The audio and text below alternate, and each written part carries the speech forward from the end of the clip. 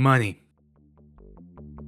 You can't do anything without money, not even watch this video. This is true even in Stalcraft. Without money, you can't get ammo, meds, drugs, guns, suits, or even flex on peasants. If anyone tells you that money isn't the most important thing in Stalcraft, he's either lying or he said such a thing a long time ago. Since at one point, yeah, you couldn't get everything necessary for a master tier character just with raw rubles, but nowadays with ample options among weaponry, artifacts, detectors, containers, and armor, so long as you've got the dough for it, a swamp hobo can turn into a bar kingpin in a matter of seconds. Money is everything in Stalcraft, and being greedy is par for the course. But what if your greed and ambitions go far beyond what you actually have? Time to start gathering funds then. In the next dozen minutes or so, I'll expose what I believe are the most accessible and standard ways for a stalker to make money. You're bound to know at least 2 or 3 of these, but if anything, it should grant some perspective. Also, this is more of a guide built from my own personal experience and anecdotal evidence rather than any true analysis. So if you're hoping for charts and statistics and KPIs and Porter's forces, you're in for disappointment.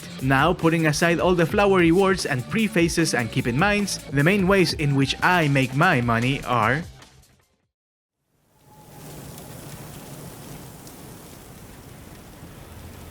artifact gathering, the one most people recommend right away, and with good reason. This one is a bit hard to get into, since you don't really have that much of a perspective on how valuable it can be right off the bat. But there's plenty of people who make payouts in the hundreds of thousands every time an emission hits. Not exactly reliable, since you do have to wait for emissions to happen, but it's definitely a good way to supplement your liquidity whenever one does hit. This method is only feasible if you have a detector, so the beluga, Buryat, or Elbrus. If you're wondering where to get these, they're acquired through your local schematics weirdo for signal trackers, or the auction house in the Elbrus's case. Artifacts in Stalcraft are similar to those in Shadow of Chernobyl. They can be spotted with the naked eye and barely worth picking up. Some of them shine, which makes it easy to notice their presence, but a lot of them are really small and blend into the background easily, which is where detectors come in handy. Scanning a wide swath of an area every couple of seconds, each red dot is an artifact for you to pick up. Depending on the map you're in, there's different chances to acquire either mediocre artifacts or valuable little treasures that can go for millions in the auction house. The max artifact rarity of each northern map is now on screen, so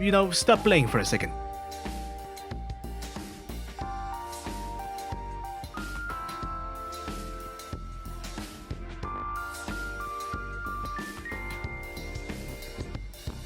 Lucky for all of us, getting rich off of these doesn't depend solely on auction house sales. Shortly after an emission ends, say 5-10 minutes later, artifacts will start spawning in what seems like waves out of their respective anomalies, coalescing out of nothingness and into the world for you to pick up. With the amount of anomalies in a given map, usually there's plenty to pick up, provided you're the first one to get there. And here's where the hustle is. Whenever you pick up a fresh artifact off the floor, it'll have this white clock thing that will then turn red before it disappears. So long as the clock is there, it means it's fresh. So long as it's fresh, the fence will pay extra for it, even for shitty ones, especially for valuable ones. A good way to make money, then, is to accumulate a lot of artifacts and selling them while they are still fresh, pure and simple. Artifact gathering, even if you're not particularly interested in it, is still a massively profitable industry to partake in as a player. Why else would Elbruses be sold for all of these millions if they weren't massively useful money-making tools? It is a bit of a hard market to get into, since, until you can grind your way up to the Buryat, most of the work will be done by your eyes and ears. Since the beluga detector is so shit, it even comes with a tiny screen caked in dirt and static to make sure it's as uncomfortable to use as possible. This method also carries a heavy level of competition, to the point that shortly after an emission, PvP tends to spike, since most dedicated artifact gatherers will start wandering into enemy zones just to take your shit, either from your inventory or your site's anomalies. But when you do get up there, it becomes a fairly decent way of gathering funds. Filling your backpack with artifacts is guaranteed to make you a couple 100k, and it only goes up from there, since if you get lucky, red, purple, and even some blue artifacts can catch you a quick million or two in the auction house.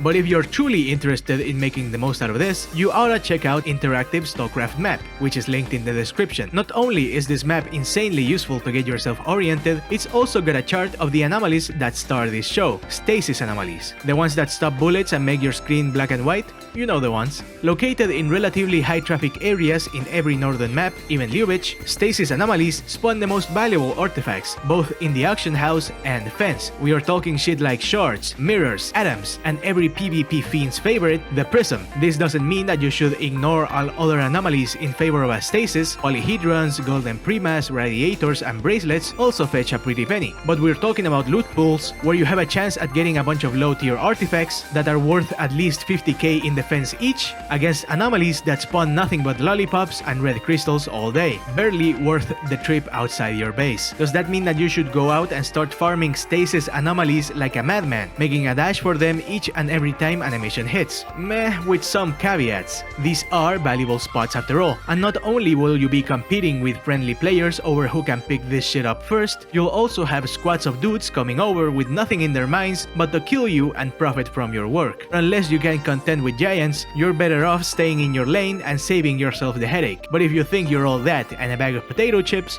then feel free to give it a shot. Do keep in mind that stasis anomalies aren't the end-all be-all of making money. Season Pass. At the time of this video's release, many of the Season Passes tiers will reward you with the fitting tempered steel currency called archive footage, but don't be surprised if they are named and look different during whatever period comes after. This advice is not time limited. Season Pass currency gives you access to the Season Passes loot boxes and gacha boxes, both of which granting you a fairly potent dopamine hit whenever you unlock a bunch of them together, and if you get lucky with the gacha, you might become a 20 millionaire in a matter of seconds. Let's be honest though, statistically speaking, this won't be you. You'll most likely end up with a bunch of APS pistols, Tonga suits, and a couple of telescopic batons. What then? What you should be putting your focus on, besides the 25 anomalous serum for 25k currency, is the purchase of advanced spare tools and, most importantly, and underline, advanced spare parts. Upgrading a weapon to plus 15 can cost as much as 475 spare parts. As such, each time a player crafts a new master tier weapon, there's a new gap in the market just waiting to be filled. This means that these items are rare because they get used up quickly, valuable because, duh, everyone wants a plus 15 weapon, and needed in bulk. See where I'm going? Just for reference, I make it a point to never sell anywhere below 40k per ASP. Typically, I try to sell them at 45, but if there's a drought in the marketplace, or you just put up a cheeky 10 spare parts for a million up in the auction house, there's bound to be one or two desperate fellas willing to pay up. Just keep in mind that this is more of a just-in-case type of sale. 45 per unit should be your bread and butter. Every 80k season currency means 100 ASP, which then means between 4 and 4.5 million. 5 if you're a shrewd businessman. This might not sound like much, but if you combine it with the consumption of a season pass and steady gameplay, this is the most constant and stable revenue of money that you'll have. You can have a chance at a fortune with gacha boxes or steady money with the ASPs. Your call. There's also things like buying tradable season passes using ACT tickets. Don't. If you have to ask at all, you clearly don't realize the true value of ACT tickets, so don't. Save these for golden gear, stuff like the Albatross, Gauss rifles, and the Civcast suit.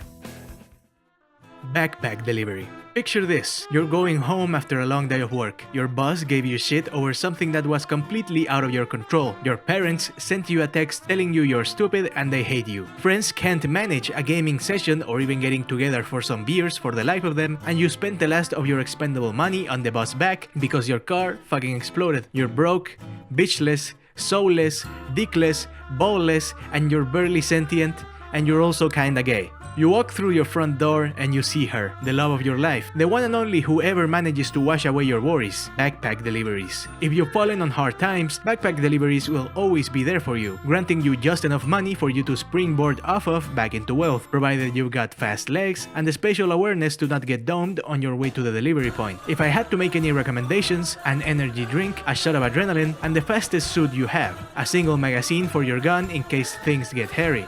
Backpack Deliveries aren't glamorous, nor will they grant you the massive dopamine hits of other methods. But on a daily basis, Backpack Deliveries will constantly grant you with chances at making decent amounts of money. 500k max on a single character, or millions if you have a bunch of alts. And when you become rich, a millionaire, Stalcraft's very own Mansa Musa, Backpack Deliveries will still be there for you. The option always there. The opportunity waiting for you to take it. Backpack Deliveries love you, even if you forget about them. Thank you, Backpack Deliveries.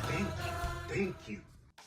Farming Southern Zone materials. This one is a bit special, since you don't even need to reach the Northern Zone to achieve this. Who knows, there might be a player still wearing green tier gear among you that has a fortune in his backpack and doesn't know it. Mainly, I'm speaking about tradable resources, the ones that can be transformed into 20 units of itself. Even more mainly, I'm talking about crapite and spools of copper wire. Both of these are in dire need by Southern players, especially copper wires, since it's usually the bottleneck that halts progression in this area. But fuck them, because you know what they're far better for? Being sold to late game players, since it can be used in crafting to make a slew of useful shit. Depending on your server, there might not even be an established market yet, giving you the freedom to sell them for whatever price you want, within reason, of course. Personally speaking, I'd sell each spool for 100 or 150k, and each crapite for around 50 or 70k. A lot of money for a newbie, and if you're a late game player, you can head back with your master gear and farm in relative ease, since your presence here is a rarity in and of itself. Most enemy players are back in the north, killing each other over outposts and shit. Not the best method, or the most lucrative, or even the most reliable, since in my experience, even just getting a few burning crapites takes a while. But if you're truly just absolutely sick of the north and wanna do something that's kinda worthwhile, this one's may be worth giving a shot, especially if you combine it with signal hunting, since, thanks to a recent update, relay stations are a new relatively valuable resource even lowly newbies can aspire to grind for. More on that up next.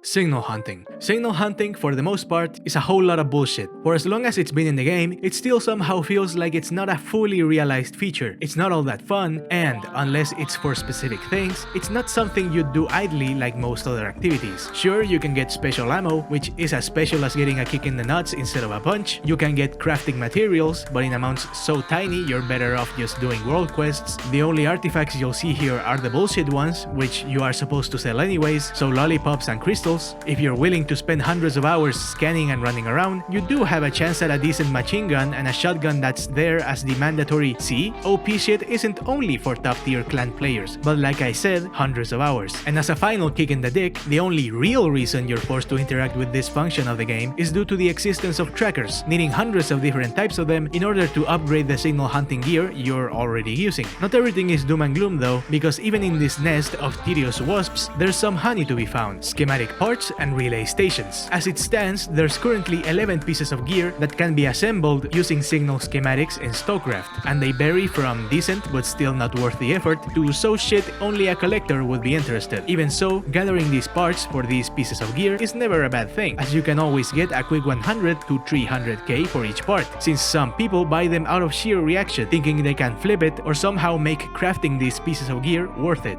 The real moneymaker here though is the wave, standing out from all other pieces of gear by being a red quality sniper rifle that can be crafted with its schematic parts, 190 signals, and the same SVU that you get for free when you're doing your faction's questline. The gun itself is fairly decent and more than worth having, as not only does it hit hard when fully upgraded, it's fully automatic, dishing out shots in rapid succession. Most enemies will get obliterated before they even know what's happening. This makes the wave a desirable gun to have, so much so that even if you don't want to or don't have the time to craft the wave itself, which is sellable by the way, you can always get a quick million or two just selling its parts. It's rare, of course, but if you were to complement such an activity with something like farming Forge 11 or any of the other northern maps, each rare finding of a schematic part could represent a sudden, instant boost to your liquidity, provided that you find a buyer, that is. And then there's the new farming method. That's right, baby. While producing this video, Expo added a new item that, if you're lucky, will be able to be found whenever you do signal hunting. Relay stations. They're not hard to understand. You transform one of these into 20 trackers. I can already tell that they are going to be pricey due to two things. For starters, they help you skip a massive grind, with a single one of these giving you as many trackers as doing 20 signals, and number two, they save you the hassle of having to walk around early areas back and forth for the grind, which makes it useful for people who want to blaze through the candle, beluga, and buriat progression. You can also upgrade your signal tracker, which I didn't know about, so it's big news to me. All of that combined with the fact that, you know, they're kind of rare. They're still new, so I don't know what the price criteria should be, but do keep an eye on these. Take a look at what prices other people are setting for them and follow their lead. Stockpile them as much as you can, as this surely will become yet another way to supplement your earnings. Labyrinth, Black Detour, and Reflection. These three places are fantastic for gathering one of the auction house's most common export, anomalous dust. Proto-artifacts are also there, but the dust is where most of the money lies, accumulating as much of it from SOS signals, proto-anomalies, research stations, and anomalous installations is the name of the game. I heavily recommend going with your faction's map for this, Black Detour or Reflection, which actually pains me heavily. Sorry to get anecdotal, but while I don't remember exactly when it happened, I do know that rewards used to be way different in the past. Not too long ago, gamma data fragments would have been part of this money-making guide, since each could be sold for 900 rubles to your friends back home. This meant that Labyrinth and, to a point, Black Detour and Reflection could be used to form raw rubles very effectively. Labyrinth especially so, since there's seldom anything more than gamma data events there. Combined with the amount of proto-artifacts and anomalous dust you could get, Labyrinth was where vagrants became kings. Then, after a bunch of nerfs and rebalances, gamma datas became only worth their weight as crafting materials. Not only that, anomalous dust used to be attainable outside of Labyrinth, but in severely reduced quantities. For every 200 that you got in the Labyrinth itself, you'd only have gotten like 40 in other maps. PvP marauders have always existed, but back then they were especially fucked up. Everyone competed to farm as many SOS signals and anomalous research stations as possible, gathering dust while deviants, eager to benefit from your spoils, ran through these halls with SMGs and blood on their minds. It was like a gold rush, an anomalous powder rush. Compare that to now. Anomalous dust can be gathered as effectively in Black Detour and Reflection as in the Labyrinth, with much less risk, meaning that the market flooded with anomalous dust. This doesn't mean that these places are bad at all. Rather, they're pretty good, gathering dust for long periods of time and selling it in bulk, all the while gathering truckloads of junk to sell at the fence is a decent way to steadily accumulate wealth, giving you the chance to choose the slower but safer Reflection or Black Detour, or the faster but more dangerous Labyrinth. But while you newbies look at this and have a chance to choose, at one point I knew of a time where Labyrinth was like the Old West. I don't know, maybe I'm just feeling nostalgic. Forge. What can I say to you, Forge? You used to be beautiful, a land of riches untold, a land of danger and horizons, a place where people constantly sniped at each other for chances at high-tier artifacts, high-value junk, and access to teleporters. After a rework to artifact rarity, a rework to loot that nerfed rewards, and a rework to the north that took your portals, now you're there.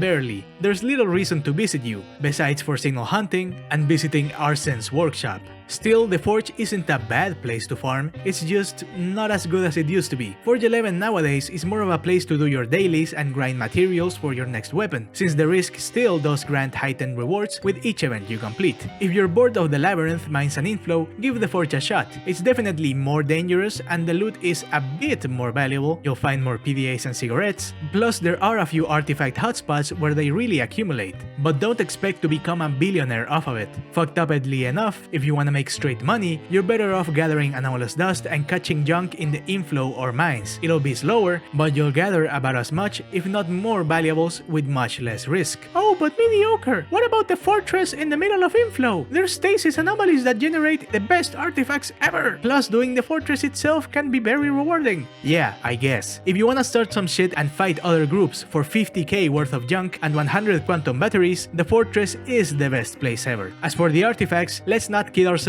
Unless you and 4 other friends park your characters right in front of those anomalies just so you can log in the moment an emission ends, you're not getting them. Lyubech. Once you reach the north, it becomes immediately accessible through a portal that's just a short sprint away from your base. Don't feel ashamed to come here with nothing but purple gear, since there's already a large amount of players that do so. The location itself is fairly special, since it works on its own special set of rules. Depending on your sub-faction, you'll be facing your faction rival, i.e. Mercenaries against Covenant, Rise against Frontier. A slight difference from the Labyrinth, where it's more mixed. Spawns are at the southern end of the map, either to the left or right, with a switch every 30 minutes. What makes Lyubech risky is not only the fact that the city itself is swarming with patrolling NPCs with fairly damaging equipment and mutants galore, but your proximity detector will be completely silent. This means that there could be 1 or 20 enemies in the vicinity, and it's up to your eyes and ears to figure that out. Worse yet, leaving isn't a guarantee, the only way to do so being by slaying a boss enemy that will then grant you the necessary item to make the portal anomalies around the map actually work as exits. As you can imagine, these boss events are heavily contested.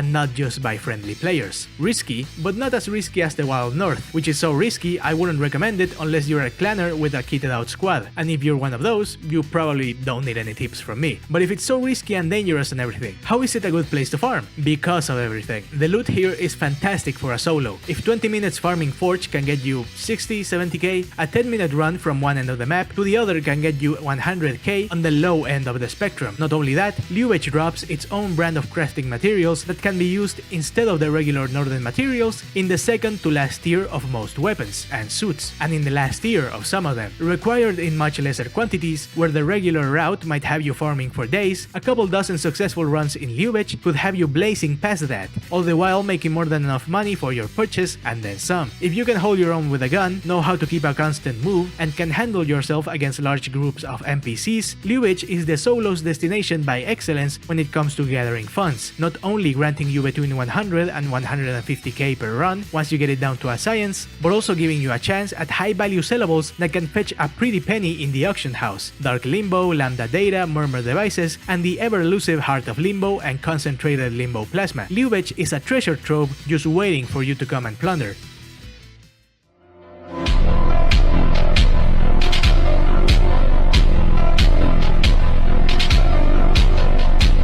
So long as there's people with a lot of money, there will be people with some money. And so long as there's people with some money, there will be people with no money. I'm pretty sure you can guess which one of these you are. This might sound embarrassing if you've never done it before, but the truth of the matter is that begging for money is about as normal and common in any MMO as grinding, doing quests, and engaging in PvP. From people running around Orgrimmar and Stormwind begging for gold so they can afford this month's WoW token, and people in EVE Online hassling you for a couple dozen million credits because they lost all their valuables in some far-off galactic war. Being a beggar and shaking your cup at other players is so ingrained in the genre, it could very well be a daily quest in Stalcraft's Season Pass. Of course, for this to work at all, you either have to be very insistent or very pathetic, and also lucky enough for people to not just cough and keep walking. Of course, this is the main problem with beggars that I've met on Stalcraft. They don't really get the assignment. They think that asking and being annoying is good enough, which it very much isn't. This is why, if you check this video's description, you'll find a few common phrases that I think will help you improve your chances. The main thing when begging in Stalcraft is presentation. No one wants to donate to an annoying asshole wearing a tonga and without a profile description, so you gotta make yourself look pretty. Make them think that, by giving you money, they're not throwing money in a pit, they're helping a fellow player through hard times, and so making the game's community a better place. Pretty up your profile, put up some text, not a lot, use a quick funny phrase is enough, show off some achievements, and put some paint on whatever gear you're wearing. Hopefully something nice and bright so you look as amiable and friendly as possible. Humans have an innate need to be kind, so if you can exploit that, I don't see why begging wouldn't be a feasible way of grinding for money. It's like an alternative game mode. Of course, after a certain point, people will notice and start talking, calling you a cock, a leech, a bitch, and telling other players not to give you money. But hey, it's all part of the hustle, right? Finally, a method I was actually wondering if I should even include in this video. One so effective in time to rubles conversion, it clears all previous methods without even trying. I'm talking about buying stall coins.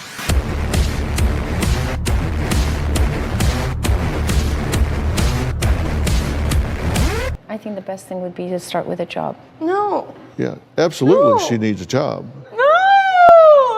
This is a method of grinding that doesn't require you to play the game. Rather, it asks you not to play Stalcraft at all for around 40 to 50 hours a week. In exchange, you'll get the real-life currency equivalent of dozens of millions of rubles. This method bypasses all traditional gameplay in favor of forbidden rituals, known as getting a job and having disposable income. Why spend 6 hours in reflection gathering anomalous dust when you can simply change whole chunks of your real-life labor directly into Stalcraft premium currency? From unlocking cosmetic cases, which lately seem to debut at least 2 new styles with every season, buying all their skins which can't be attained through anything other than stall coins purchases, to buying all manner of convenient season pass boosters and the season pass itself, down to some weirder, less obvious items you might want. Get mad at me all you want, but I am a bit of a collector, so when I saw the new exclusive personality, complete with new voice lines for 10 million in the auction house, I just couldn't resist. Buying premium currency isn't directly buying rubles. There's no like turn my stall coins into rubles button, but seeing as how most of this shit is tradable, you are buying high value, hot commodities that players without the means or the will to swipe their credit cards are foaming at the mouth to get. After all, is there anything cooler than saying, look at how badass I am, all by my own gamer skill and time? I've never bought stall coins, and what I do have is because I won it on a Discord contest, so it's not like I'm an expert at converting stall coins to in-game rubles, but if I had to make an educated guess, shit like season levels, season passes, especially the ones bundled with extra levels, and large overdrive packs are your safest bets, even if they're not the most lucrative. That title belongs to cosmetics. If you're lucky and unlock an aesthetic case, you might just get the type of shit that gets you dozens of millions in one go. We're talking skins like the breakwater, tints, and the myriad skins for your boats. But then you're, at least not legally speaking, but you are kind of gambling, no? You're far more likely to end up with a shit ton of, I wouldn't say lame skins. The Expo art department usually hits nothing but home runs with their designs, but a lot of them are associated with guns that aren't commonly seen or just not meta, quote unquote. People don't use these guns a lot, so they don't buy these skins a lot either. That's another thing to keep in mind if you want to try your hand at becoming Stalcraft's next top fashionista. Would people actually buy your shit? Because say, how many people do you know that have an anti-terror knife and actually use it, as opposed to, say, a tactical katana? I don't know about NEA, EU, SEA, and RU, but here in NA, at least, we're kinda weebish. We like the katanas, so you're far more likely to make money from selling katana skins than any other melee skin. Same goes for skins for suits and guns. If you wanna make money from it, look around and make sure it's something people might actually want to buy. All in all, while playing Stalcraft takes time away from your life, this method consumes both your lifespan and the money you earned through that lifespan's sacrifice. So it's like you're losing twice as much of your life energy in a single go. After a certain point, a real-life hourly wage becomes statistically, and by orders of magnitude, more efficient than farming whatever lame-ass anomalous dust you can gather after a long night of running around Labyrinth. I'm not saying this to tell you to go ahead and start spending money in the game, but the fact of the matter is that this horrifyingly effective system exists, and pretending otherwise would be dishonest of me. We can beat around the bush all we want, but the fact of the matter is that we all engage in this system, be it the people that buy season passes to sell them, or the people that then buy said season passes with rubles. But if you reach the point of working overtime just to purchase more Stalcraft microtransactions, then you probably need a guide entirely different from this one, my friend.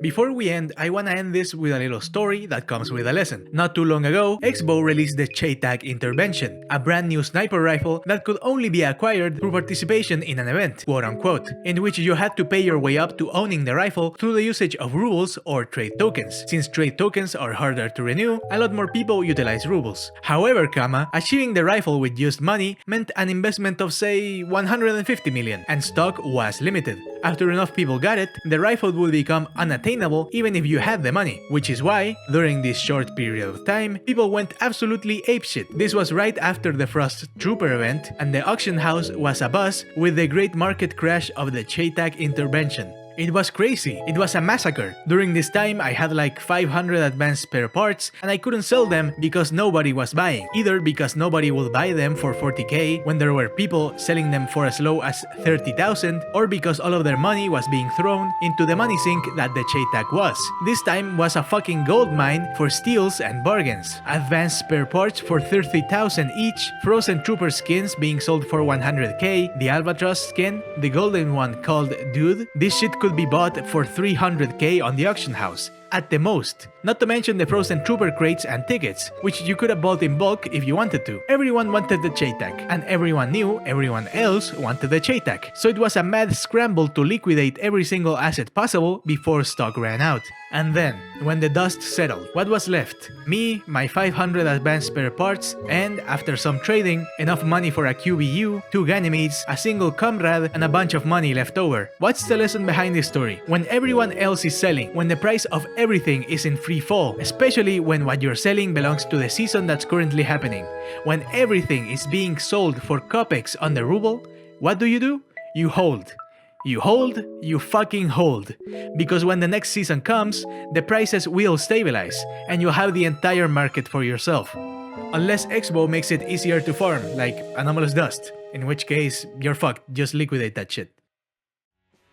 In the end, while the method does vary, it's not like you're choosing to do wildly different things. You'll still be walking around, shooting at NPCs, gathering materials, dodging other players, and returning home when your bag gets too full or the area too dangerous. Some of these methods are safe, some of them are fast, and some of them are fucking miserably boring, because unless you're lucky enough to constantly stumble upon golden artifacts, you'll always be dealing with some sort of a trade-off when it comes to making money. If you want consistent, certain money, then it's gonna be slow. If you want a big payout, chances are you'll be getting shot at a lot. And if you want speed, not just physically, but monetarily, you better be lucky. Depending on your tolerance for extended periods of idle grinding, capacity for surviving dangerous areas, patience to not waste your money on gacha boxes, and a combination of different amounts of luck for every single method, you should pick out the one that works for you best at a personal level. Time, risk, and reliability. Make your choice because you don't get all three of these. I, for one, know for a fact that I've seen more than enough of the Forge, Reflection, and Black Detour for a lifetime. Nowadays, Lyubech is decently fun, so that's the mediocre choice for today. But if Lyubech is too dangerous or simply not your speed, there's plenty of shit to choose from. You're bound to run out of patience sooner than methods, that's for sure.